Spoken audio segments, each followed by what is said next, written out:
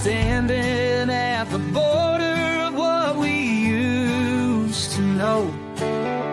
5 points in the darkness make a different kind of show.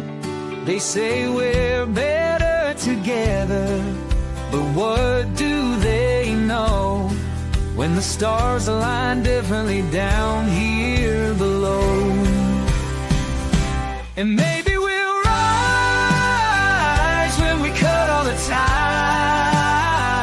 There's a flag that we fly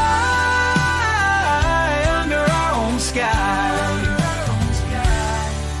Remember all the stories that your granddad told about a republic that wouldn't be controlled.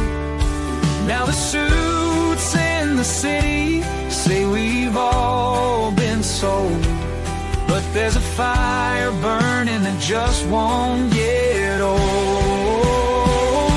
And maybe we'll rise when we cut all the ties. There's a flag that we fly under our own sky.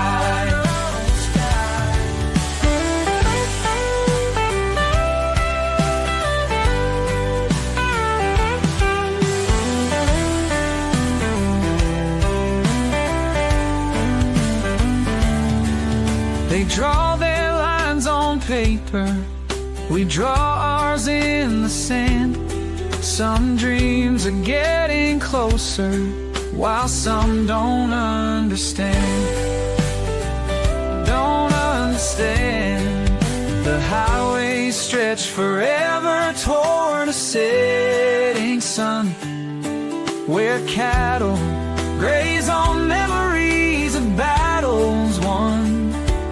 They say unity's the answer, but maybe we're done with playing by the rules of the chosen one. Oh, maybe we'll rise when we cut all the ties. There's a flag that we fly under our own sky.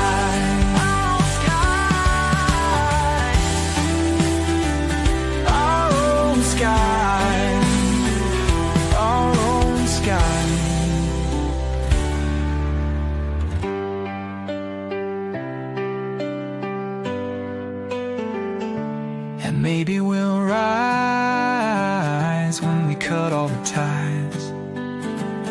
There's a flag that we fly under our own sky. Our own sky.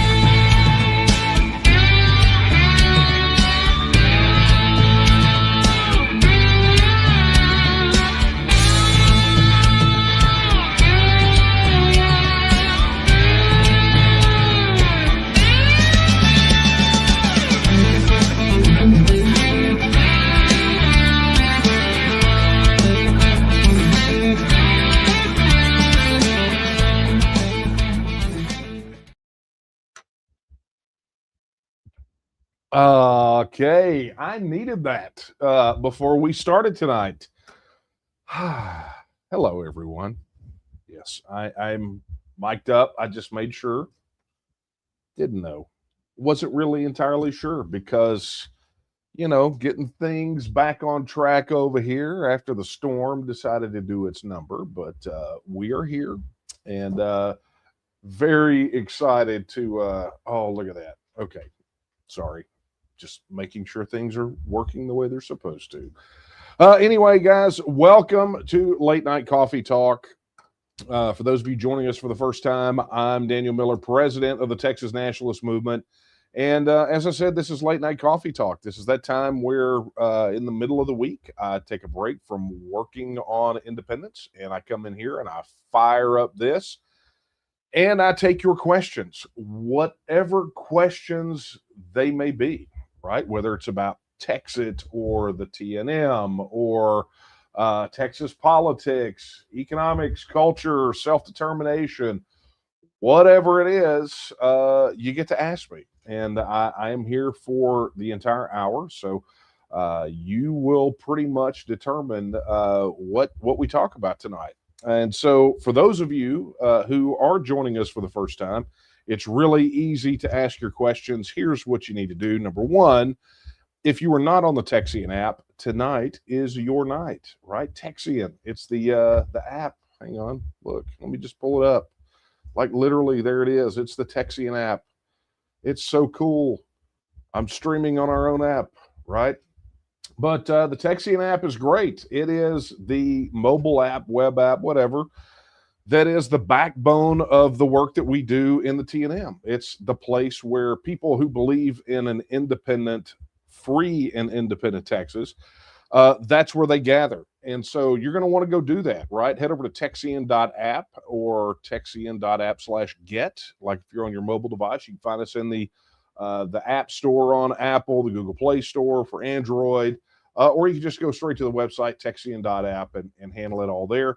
But we are live streaming inside of Texian, and all you got to do is go in there. There's a Q&A section on the live stream, and you just drop your question in there, goes in the queue, and I take them, right? Now, if you're watching on YouTube, be sure to first and foremost like and subscribe and hit that notification bell. But in addition, if you want to ask your question, all you got to do is drop it in chat. Kara's about 3 or 4 walls that direction, watching for those questions, and she will throw them into the hopper for me to answer. Same situation if you're watching on Facebook or X. All you got to do is drop your questions in the chat.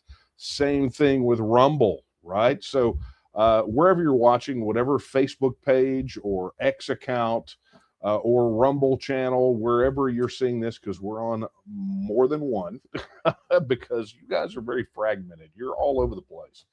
And I'm okay with that. I dig a little decentralization, right? But wherever you are watching this, drop your question in the chat, and I will be sure to get to it. That said, there is one more way. If none of those ways tickle your fancy, be sure to drop your question to coffeetalk@thetnm.org. That's coffeetalk@thetnm.org. Now, before we get started tonight, and let me take a look at this. Oh yeah, you guys are getting questions in already. This makes me so happy. Yes, I am watching them.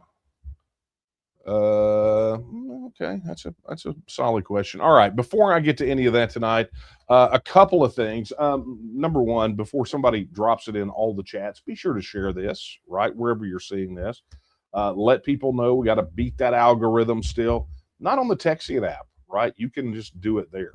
That's really, really easy. Okay, so anyway, a couple of things. Let me start with this. So many of you know our friend, a friend of the movement, Dr. Matt Kortrup, the doc, as I call him. If you haven't seen the live streams with him or didn't get a chance to catch him the last time he was in Texas, political science professor, constitutional expert, very, very English. But we quote him a lot. He is a friend, I think, of self-determination movements around the world, the world's foremost expert on independence referendums. And I got to say, as I have known him over the years, he has gotten to be a very good friend. Well, I got a message. He's taken a teaching post in Australia sometime back. And so he's in Australia right now, but I got a message just a couple of days ago that he has had a stroke, and he's okay. He's not he's not going to leave us right now, right? But he is definitely not in, as he would say, fighting shape.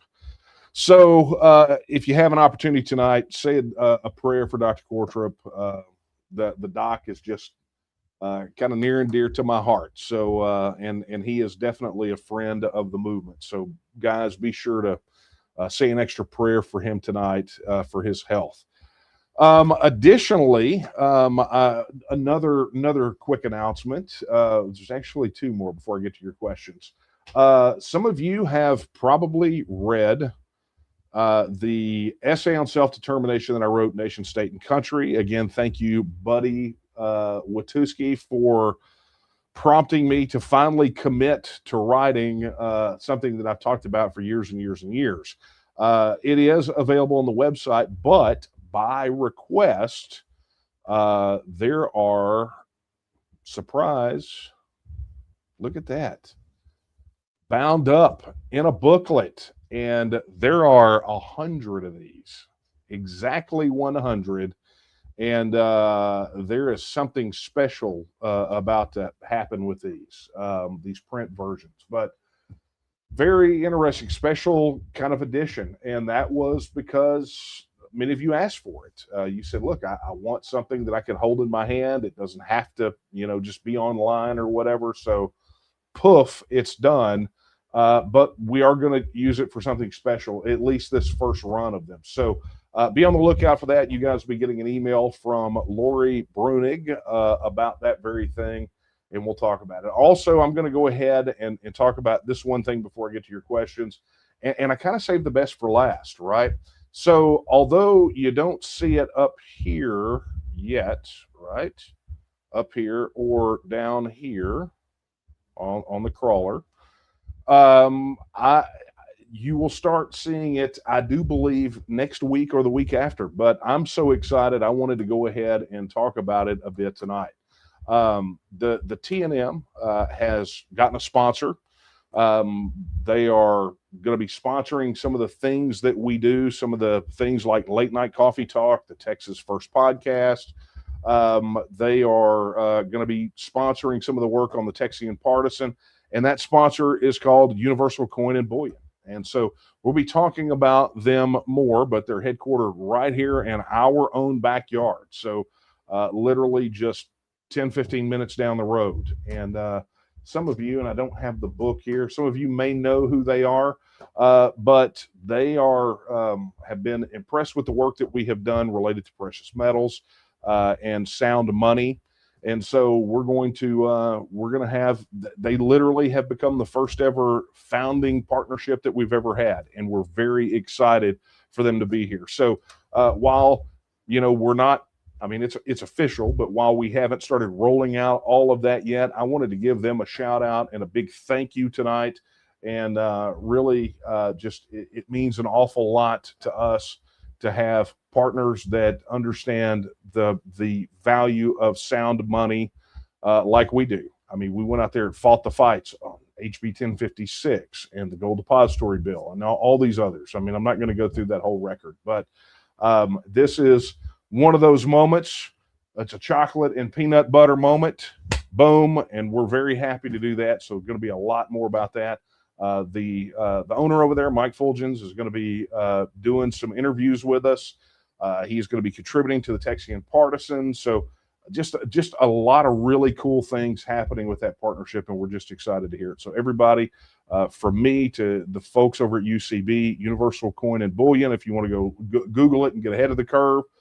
But a big thank you from me. And of course, guys, be sure to reach out and let them know how much you appreciate they're walking down this path with us to get out there and talk about and sound money and sound economics. All right, let's get down to business. Wow, the questions tonight. Let me just take this one. This one came in on the Texian app. Here's the question. Why aren't more people watching on our own comms platform, Texian? Because they're scattered across all these others. I still don't know why we got TNMers that are either on one of the multiple X accounts or one of the multiple Facebook pages or one of the multiple YouTube channels. I don't know when we could be here. Now, I say that, but I do know that some of them go to those other platforms so they can help handle questions in the chat. So that's a legit thing. But we'll see. One of the things that's been interesting, since we're going to talk about numbers, is aggregation, right? So we had somebody decide they were going to critique us because of the viewer numbers on one particular X account. You guys don't see the aggregate numbers. I have all the aggregates over here, right? And some of these I have to aggregate afterwards, right? We have to compile them afterwards for unique viewers and all that sort of thing. But I see the TEXIT numbers. I see all the YouTube numbers. I see all the Facebook numbers. I see all the Rumble numbers. I see all the X numbers. And I got to tell you, I would love to have more. I mean, wouldn't we all, right? But this is a very specific thing. One of the interesting things about the numbers that have come out is there's a lot of people that watch this not live, but on the playback, which is, I think, kind of an interesting phenomena too. The other is a lot of people only come when they have a question, which is cool because that's what the purpose of this is, right? It's to get questions answered. Maybe hear me answer someone else's question that you maybe haven't thought of. So, it has a very lane. It's a very kind of narrow lane. It's a bit, I say narrow, even though I'll answer questions about anything. But, some people come in, they come out, they watch on the replay. If they don't have a question, they don't necessarily feel like they have to be here live. And I'm totally cool with that, right? As long as we're getting the information out there and I'm available here to answer your questions. Okay. Anyway, thanks for that question. And by the way, if you're asking your question on the TEXIT app, there is a specific place for Q&A. Please use that place. All right. All right, let's get to, tell you what, let's take one of these. Okay, here we go. What is the TNM's stance on social programs? They have destroyed America, and I don't want them to destroy a future Texas Republic. The TNM hasn't made any particular stance on social programs, simply because, it's not particularly tied directly to the mission of the organization, right? Political, cultural, and economic independence of the nation of Texas. That being said, I think that you make a good case, or at least your skepticism of social programs, I think, is warranted, and I think many people would agree with you. I am, in case this hasn't come across, I am not a fan of communism. I despise communism in every iteration, every part of the spectrum, whether it's the hard communism or the soft. I despise communism. And so I would say that communism and socialism are antithetical to political, cultural, and economic independence of the nation of Texas. So in that sense, I think when you talk about social programs, you have to, you can't just say social programs, right? You got to get down to kind of the brass tacks, because we can fundamentally agree on, say, opposition to programs for people that won't work, right? They're perfectly able to, that will not, just absolutely will not work. And so I think we can make a good case. But, what happens when you have a situation where you've got, orphans, or, these situations where you have an orphan where there is no necessarily private program, or there's not capacity in a private program to handle it. I personally err on the side of letting the free market and the private sector deal with those things. And in fact, it's always been my contention that before the government stepped in and decided to help everyone, there was a culture of charity that existed that helped more efficiently with far better outcomes than when the federal government stepped in, or look, even the state government or local governments. I have got a book. Where's it at? It is a Texas civics textbook from the 1940s. I'm going to have to dig that out and take a picture of it. But one of the things that was interesting, I found out about it because it was gifted to me by near and dear departed supporter of the TNM, a friend, Roger Evans. Many of you may know him. But Roger was in the habit of looking out for old Texas books for me. Like if he came across them someplace, he would grab them, snatch them up, and bring them over here.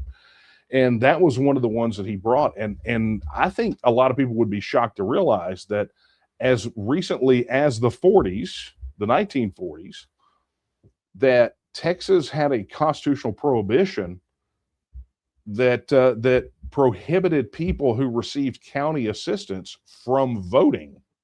I mean, I think some people nowadays that would shock their sensibilities, but it was I would say up until the imposition of the FDR's New Deal and the welfare state, that was not an uncommon frame of reference or thought process, that if you are somehow enriching yourself off of the government, then you should not be able to vote yourself more out of there. And there's some vestiges of that still in Texas government. One of the reasons Nate Schatzline could not have been appointed to the Secretary of State position after Jane Nelson resigned was because he sat as a legislator in this current session, previous session, that had the ability to vote on the pay for that position. So he was effectively disqualified from being the Secretary of State. So, there are some vestiges of that still. Anyway, very good question. I can say that I don't disagree with you at all. But I would say that social programs are not the only thing that have destroyed what you term America. I think there's more than that, and I think maybe the social programs are more of a symptom of what eroded what people think of as America than really the cause. Okay, let's get down here. Let's find another one. How about we take one from email? Let's go here. Okay, this one is from Buddy, the aforementioned Buddy, who prompted the writing of that booklet. He says, I've been watching a lot of these videos about Europeans visiting Texas for the first time for the World Cup and falling in love with her. What strikes me is that they're really no different than the videos of Yankees visiting Texas. Does that tell us something? Okay. So here's a weird one for you. It's kind of wild that this one came in, but literally, Kara and I had a conversation very similar to this last night, I guess it was. So some of you don't know, but back last year, Kara and I went to the Oasis reunion concert in New Jersey, and we drove it. Right. So drove it 3 days up to get there and then came back in a day. Right. So we just drove 24 hours straight on the way home, but we decided to drive it because we wanted to see what was between here and there. And, I was literally, Buddy, I was telling Kara last night, I said, we did not have any bad experiences. Right. I mean, there was just no bad experience. Like nobody was hostile to us. There was no, there was not a bad experience along the way. But that being said, it still felt foreign. And I made the statement to her that it would have been, to me, it would have felt as foreign as if we had gone to see one of the concerts in the UK, right? I mean, it was just, they speak English, but differently, right? They have kind of different food, different mindset, different culture. And it's not, I'm not, making some sort of judgment on that whatsoever. I'm just saying how different it felt, right? And how foreign it felt. And I can say this is, as much as we enjoyed ourselves, like we've traveled, we went to New Hampshire a few years back to go speak at that conference, and had a great time there. Everybody was super friendly.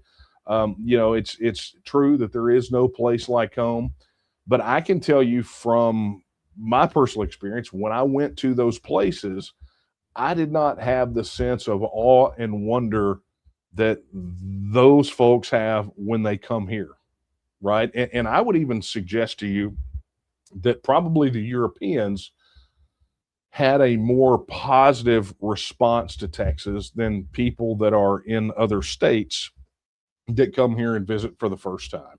And I say that because for the most part, the Europeans could not conceptualize what they were getting when they came to Texas.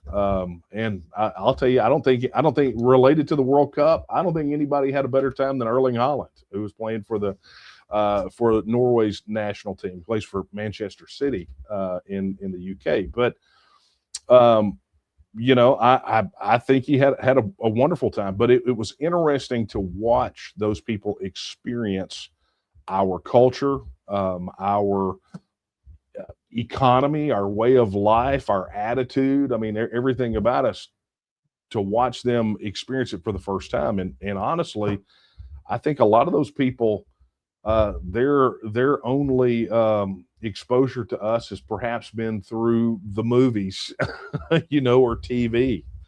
I know when my uncle came here in, I don't know, the late '70s, early '80s.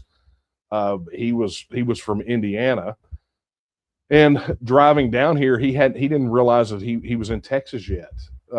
He's driving through the piney woods, and he came in, I guess, through Texarkana and that way, but came in and didn't realize he was in Texas yet. And he's like, "When are we going to get there?" And my aunt told him, "You're already here." And he's like, "Well, where's all the desert and the cactus?" I mean, so that's the only way that they had any, I guess exposure to through movies and TV, popular culture.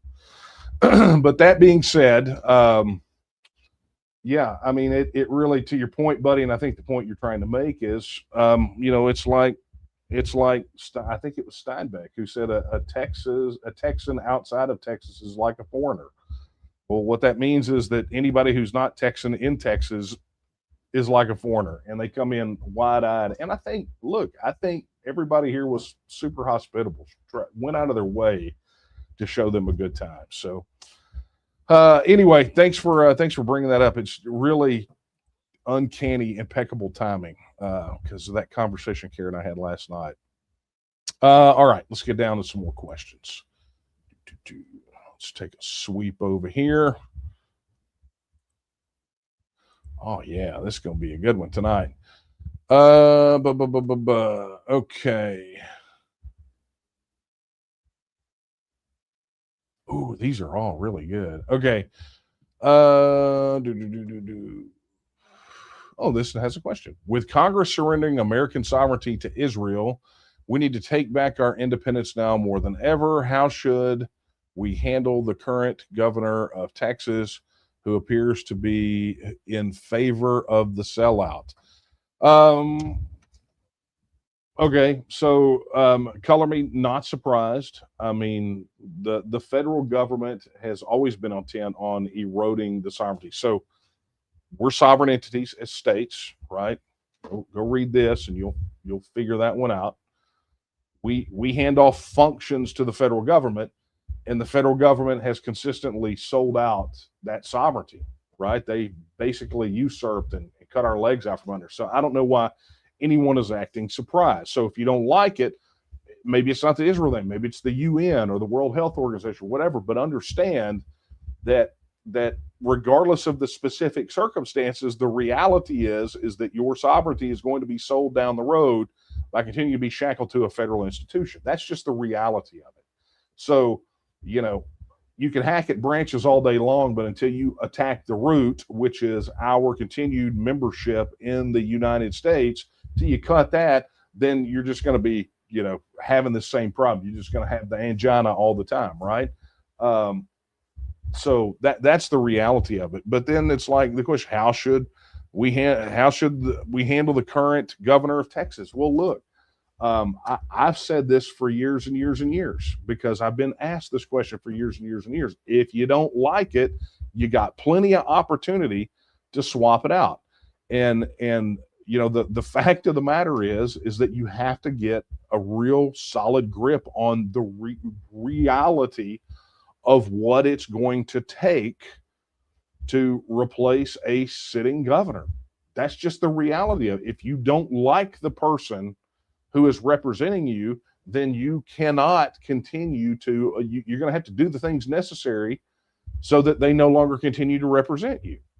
Right. And so, you know, I ask people all the time, you know, are people that are, okay, so what did you do during the last election? Right. What did you do when you had your opportunity? Right. How much money did you raise? How much money did you donate? How many doors did you knock? How many people did you get to the polls? You know, I mean, you start going down the list. How many doors did you knock and people did you talk to? Right. What sort of effort did each of us personally put into changing that situation? And that's not like a blanket thing, right? I can ask every one of you, but understand that it's a question that only you can answer, right? Some people say, well, I did all I can. Well, is that enough? Right? Are you going to have to maybe switch around some of the way you prioritize things? And, you know, whether it's your time or your resources or what, are you going to have to rearrange your life? Because you see, that's what happens when you go for independence, right? When you go out there and you need to make these changes like we're talking about making, this is the thing you have to do. I mean, you know, when Sam Houston gathered up the army to march halfway across Texas away from Santa Ana, and all that time for those guys to drill and prepare and train for the hopes that they might be able to turn around and fight, which they did at San Jacinto.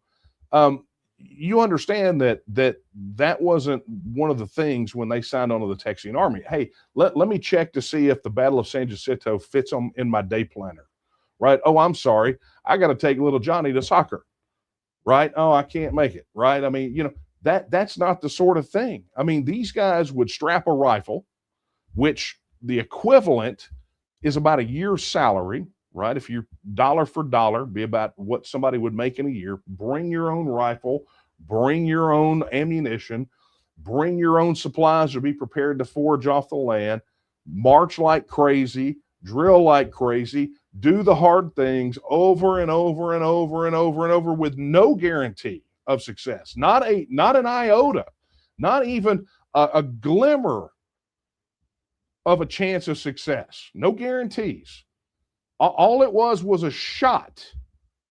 We're going to give you an opportunity to do the right thing, and you are probably going to die in the process, right? But no guarantee, just a chance. And you got to do all this hard crap, and you got to leave the farm, and you got to leave your family behind, and you got to take your possessions and expect that the Mexican army is going to burn the crap out of everything you own on the way to try to come kill you. You see, that's the kind of mindset that it takes. How willing are you? You know, so when people come to me all the time, it's like, well, how do we got to get rid of fill in the blank politician. It doesn't even have to be Abbott, right? It could be any number of these people, because I guarantee you, I get asked all the time this very same question. I put it in the same category as, when's independence going to happen? Well, when are you going to make it happen? When are you going to make it happen? You're going to have to rearrange some things. You know, 3/4 of my house is dedicated to T&M stuff, to the point that I got to go work my day job, my business, at a table in my garage with no AC and no heat. right? Because 3/4 of my house is taken up with T&M stuff. I miss family functions, and I miss pieces of my kids growing up because of T&M stuff. I went without, my family went without, so that we could keep the T&M rocking and rolling. I hate to drag this up, and I know somebody's going to say something about it, and that's okay, but I'm going to put it to you this way.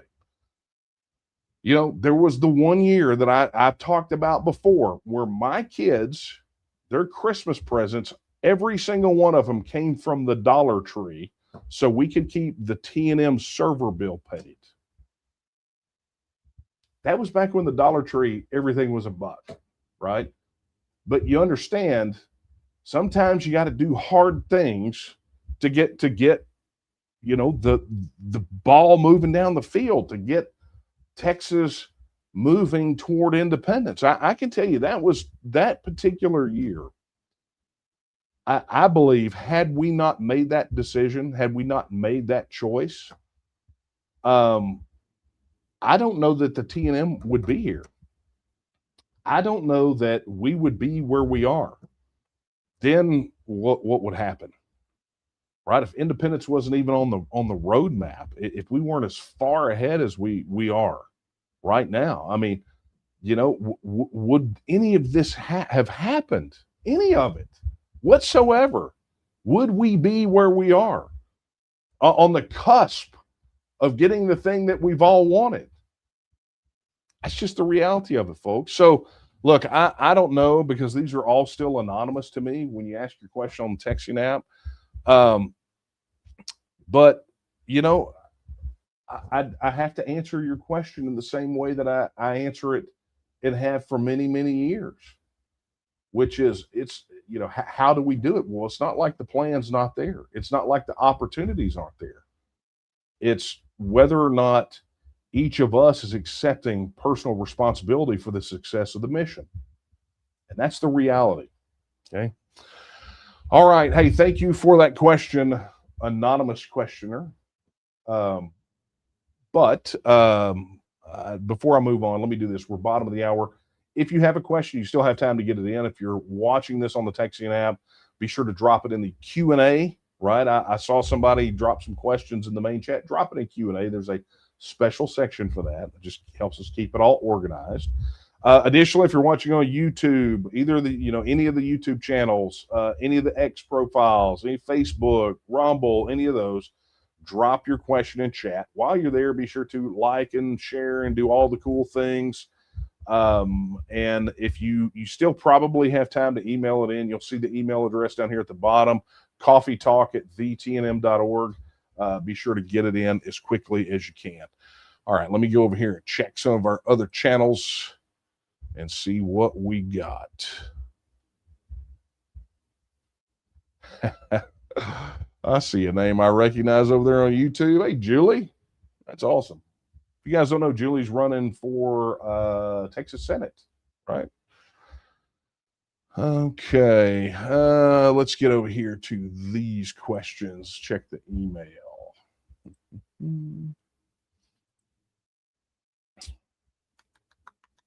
All right, this is from Corinne. Corinne says, I'm wondering about the new Greg Abbott appointment for Secretary of State. It doesn't bode well, not effective until 2027. I mean, it's done. He's sworn in, so I don't know about this not effective until 2027, but it's done. I mean, he was sworn in the other day, so he is new Secretary of State. Where it kind of sits, you got to really understand what the Secretary of State's office has become. And really, there are kind of two challenges ahead for anybody that is Texas Secretary of State. And generally, because these are political appointments, it kind of goes pear-shaped. And so let me just tell you this, okay? As I see it today, there are two things that the Secretary of State that are going to be the telltale sign of what the Secretary of State is going to be like. Number one is what the new Secretary of State does in relation to the Republican Party of Texas lawsuit to close the primaries, right? If the new Secretary of State does anything other than roll into the court and sign a consent decree, basically folding to that lawsuit, that's going to be problem number one. And I have look, there are going to be people out there that disagree on that particular issue. I'm going to just say this simply, and it's the political parties need to be completely separated from the state government in the Texas election code. Statutorily speaking, political parties are these hybrid creatures and do not get to operate like private organizations. We have been pushed over the years. People said, why didn't you start a political party? Part of it is because there's too much statutory red tape stacked in favor of the two main political parties, right? That they've raised the bar so high that you can't get a viable alternative party without massive money, massive effort, and still no guarantees, because the statutes are really stacked in favor of the two existing. That being said, because they are effectively hybridized into the Texas election code with the government, what you have is you have the government determining what two or more private organizations can and cannot do. And it's a mess. It is a big mess. And so look, you've got to separate those two. Part of the way you get there is by getting the closed primaries, essentially saying that these are private organizations and they have the ability to determine who is a member of their organization and who is not. I look at it this way. We would not want someone to come into the T&M or to your church or to your civic organization and say, I'm sorry, but you have to let people into your organization regardless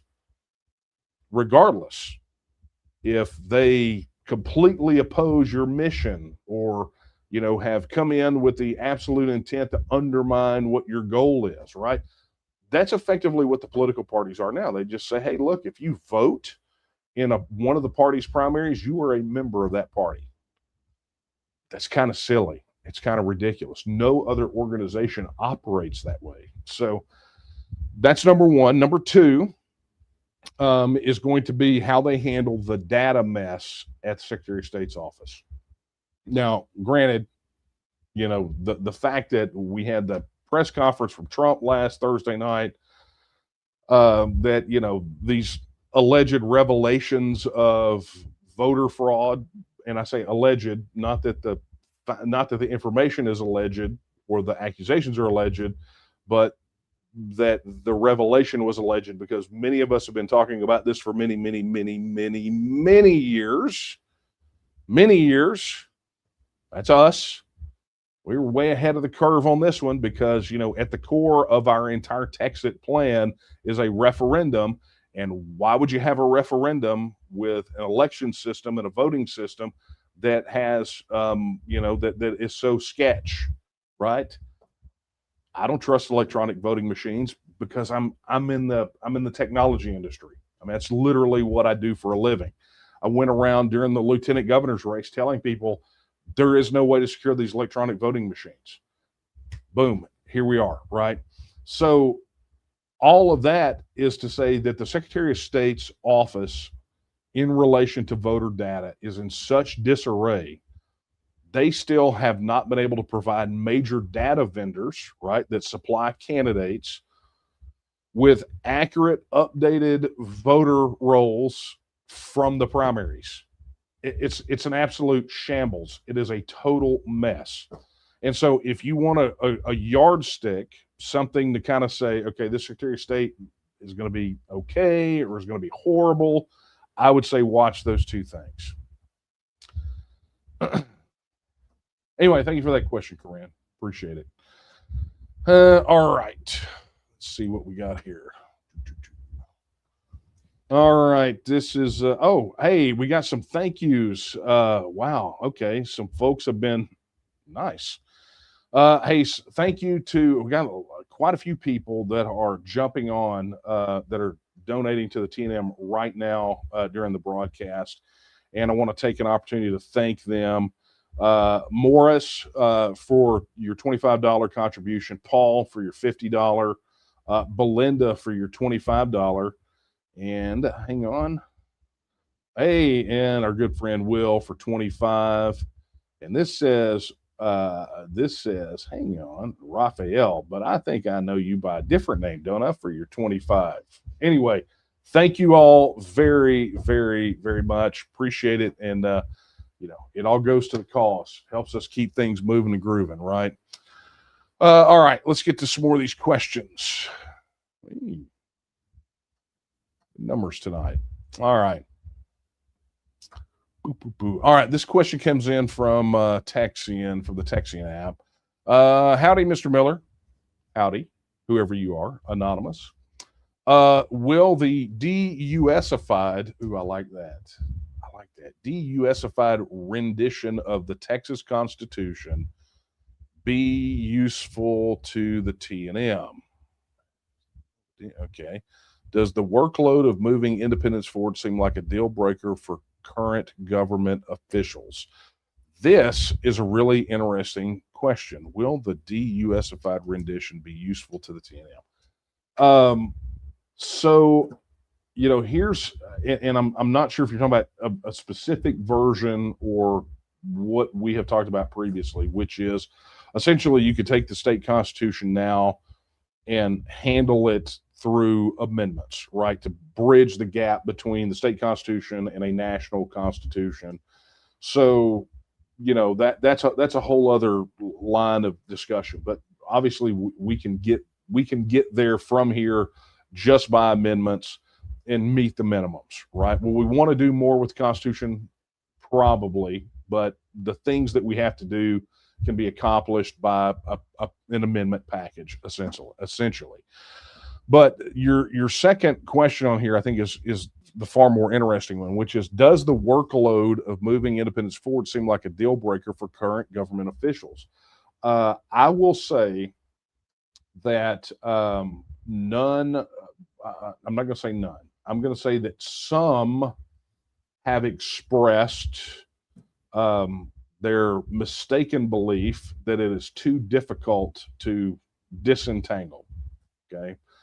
That being said, it has been our absolute honor and privilege to educate them. And that education is going to come fast and furious. So I'm just going to go ahead and say this. This is, I think, a good opportunity for that.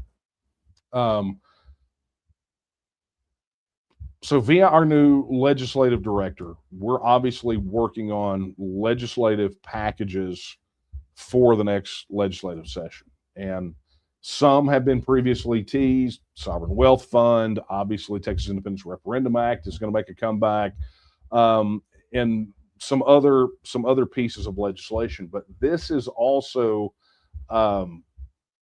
opening up the door for a lot of white papers and model legislation to continue to close those gaps and disentangle.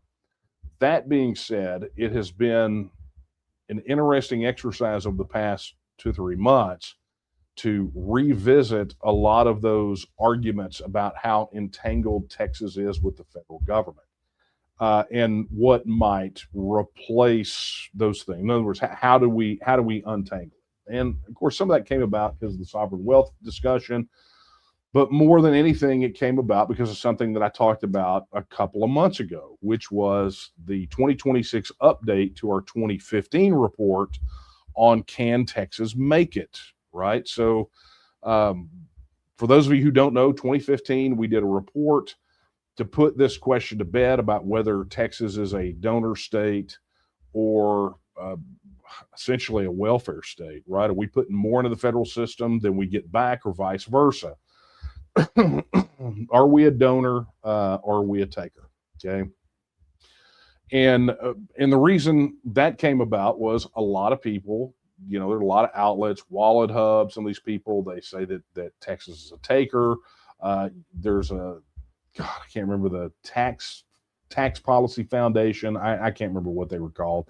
They had one that showed something different. So there was a lot of information flying around. And look, we needed a definitive answer ourselves. We don't want to operate in fantasy land. We want to deal with real numbers and real facts. So we did this report in 2015, and it showed on average anywhere from 103 to 160 billion dollar annual overpayment on the part of Texas. And in doing that, we had to. It was very difficult to get that report done, but at the end of the day, it was kind of a simple calculation, and it was to just get it out there, right? It was all accurate, but there's a lot more math to it than that. And so it's been on the list. It's been asked for a long time. It's always been on the list to get done. We had a guy who was an economist on the advisory board for a while that was going to do it, but he flaked. Excuse me. And so bottom line was this was the year to get it done. And so we had the first draft complete, I guess, 2 months ago, somewhere around there. And it was a matter of just going back through. We want to verify everything. We want to make sure that we're not leaving some methodology out. And so we had it in technology vernacular, we had it red teamed. We threw it to a bunch of skeptics who poked holes in it, which we figured out. But we took into account many things that we didn't take into account before, right? So federal debt, how much of the money coming into Texas is federal debt, the effect of inflation, regulatory accumulation. I mean, a lot of the different things that were kind of pieces and parts that were not factored in the first report. So it's in here now. So I'm going to announce to you now that next week on Coffee Talk, which will be the 30th, I intend to give you guys a sneak peek because we will be launching the new report and releasing it on, let's look at that date, August the 3rd. So August the 3rd will be the release to the public, but you heard it here. Next week on Late Night Coffee Talk, I'm actually going to do a deep dive on the report and the top lines just for you guys. So be sure to RSVP to this thing on TEXIT, make sure you don't miss it. But there are some real serious takeaways. That being said, this workload issue, this report, is part and parcel of that effort to remove that excuse. Because I'll be honest with you, when you look at how Texas is sort of structurally, functionally, operationally, how close it already is to being a nation state in all those regards, then you find that when people talk about the workload, it really is an excuse. I mean, it just is. And it's a weak one at that. So we're going to bat that stuff down as much as we possibly can. Anyway, thank you for your question. Man, I got to hurry up. I got long-winded tonight. All right. This question is from Ralph. He says, is there any momentum building for a special session for election integrity and passing the SAVE Act for Texas before November? We must junk the election fraud machines. Texas is in danger. Look, it's a good question. And the question about any momentum, there are very few things that motivate the one person who can call a special session. And it goes back, his name has been invoked already tonight. One person can call a special session in Texas, and that is the governor. Greg Abbott is the governor. The only way that you motivate him to call that special session is if he thinks it will win him an election, or not doing so will cost him an election. That's it. And so if you are not joining me in my call to Greg Abbott to call a special session to scrap the electronic voting machines, because this is the reality. People can say you're just towing the partisan line. I am not. I've been critical of both political parties on the election integrity issue because it is so important to the TNM. And every time someone said that we were a bunch of conspiracy theorists over this, time and time again, we were proven right. Okay. And this, all the document dump from the White House didn't do anything to dissuade me from the fact that we have been right about this thing all along.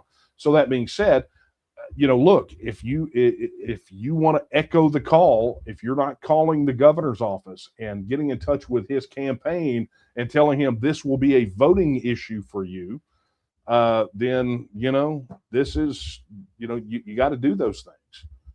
If as someone who is going to be voting in November, I'm going to be looking for a candidate to vote for that believes in election integrity, like I believe in election integrity. I'm going to be going and pulling from Texas First Pledge signers. That's personally what I'm going to do. That's just the way that it's going to. That's the way I vote, right? But I would suggest for any of you out there that understand that election integrity and the security of the ballot and how essential that is to moving the cause of Texas independence forward, because we can't have a referendum with a question mark at the end of it when it comes time to vote on independence. So the bottom line is, if you feel as strongly about that as I do, you need to be blowing up those telephones. You need to be making those phone calls. You need to be showing up to town halls. You need to be raising holy heck. I mean, it's just the reality of it. If it's just me, I can speak on behalf of the organization, but you should go out there and speak on behalf of you. Fair enough? Anyway, thanks for that question, Ralph. All right, let's see what I've got left over here. Okay. Mr. Miller, I have a question. Do you feel a war of independence is possible for Texas? I will tell you how this question came from YouTube, by the way. I'll tell you how I feel about this. I have said this, that, people thought that we were not as close to a quote unquote civil war after Trump got elected. They felt like the pressure valve got released. I was on the opposite side of that. And I said that I feel like the odds of the states of the United States and really the people being involved in a civil war or balkanization, whatever you want to call it, is higher and has steadily grown every single day since. And there's a lot of reason. We've seen a lot of it. I'm not going to recount it all on here because the algorithm will bury it anyway. But the point here is that I have said this a lot as of late, is that Texas will be independent by design or by default.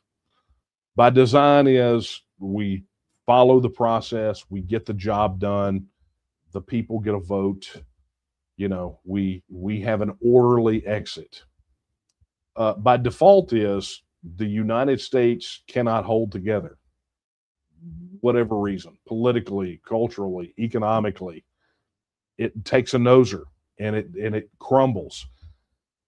And Texas will be independent at that point, but what will we have lost by still remaining tethered to that? And I will tell you, not to just be repetitive, but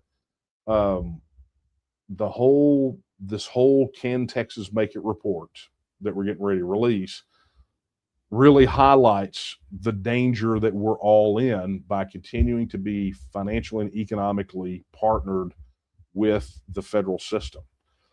And, there is essentially a 20-year ticking clock. It's like a time bomb that's going to go off. It's a ticking clock. You've got virtual insolvency for Social Security by 2030, 2031, around that ballpark, where they're going to have to reduce benefits. You've got the federal death spiral, $40 trillion probably by early October. You've got, there's just, it's one thing after the other. So my point here is that I don't know that we're going to have a war of independence, because that makes it sound very formal, and that's not the case. It's not what we're doing here at all. But is there a chance that the United States as an institution crumbles, and the institutions that have been sort of propping it up get obliterated with it? It's possible. And the only people that suffer are us and our kids and our grandkids, right? So there is an urgency to do it the right way and to expedite that process as quickly as we possibly can, because the alternative is so much worse. No one wants to endure that. It's just the way it is. Anyway, thank you very much for that question. And that brings us to the end. Look at that. Man, we knocked it all out tonight. Cheers to you. I think, did I leave one hanging over here? Okay, no, that's a duplicate. That's that one. Okay. Yep. No, I think we're clear. So, like, I'm out of time. So, if you got it in late, just come back and see me next week, and we'll get it in. But anyway, just a quick reminder. Yes, here it is. I mentioned it a couple times tonight. It is the Texian app, right? That is the place where people like us connect. So head over to Texian.app, or you can download the mobile app in the Apple App Store or the Google Play Store. Go over there, post, say hello, right? Go connect up with your fellow Texians, right? Whether it's at large, in your county, in your House district, in your Senate district, wherever it is, you have an opportunity to connect with people who believe like you do. And so now you know where to go make that happen. Additionally, while you're at it, head over to TexianStore.com. That's TexianStore.com. Get your logo gear, right? Your Texit Now mugs, your Texian Partisan shirts, all the cool stuff that goes to support the cause of Texas independence.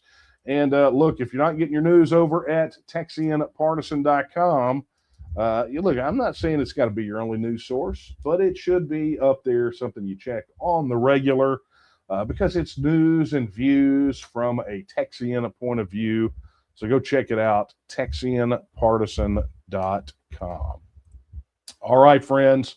Again, a big thank you to our new friends over at Universal Coin and Bullion. We'll have cool links, a lot of cool things coming with those guys, and very excited for that to happen.